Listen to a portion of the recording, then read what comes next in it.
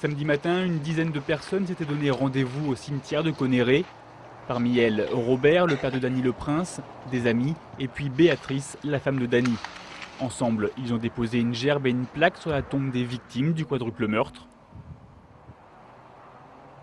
15 ans jour pour jour après le drame de Torigné-sur-Dué, l'initiative pourrait choquer certains alors que l'affaire divise encore. Nous, la plaque, elle n'a pas été déposée en relation directe avec l'affaire, mais plutôt en hommage aux victimes.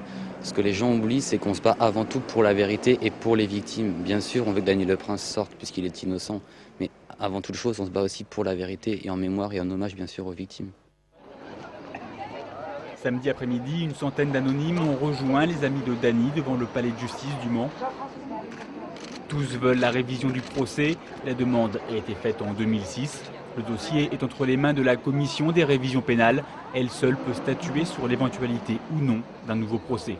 Nous aujourd'hui, ce qu'on veut, c'est que la commission de révision fasse enfin son travail, que la justice fasse enfin son travail, qu'elle nous trouve enfin les vrais coupables, les vrais assassins en mémoire aux victimes et en hommage aux victimes.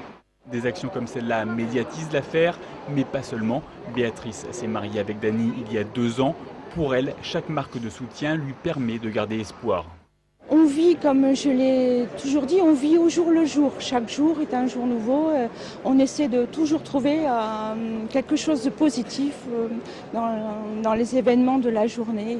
On est là pour se soutenir l'un l'autre. Et moi, à faire ce que je peux à mon niveau, et avec l'aide de tous ces amis qui sont là autour de nous.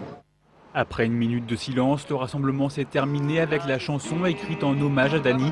Une chanson qui, comme ses amis, réclame la vérité au nom de toutes les victimes.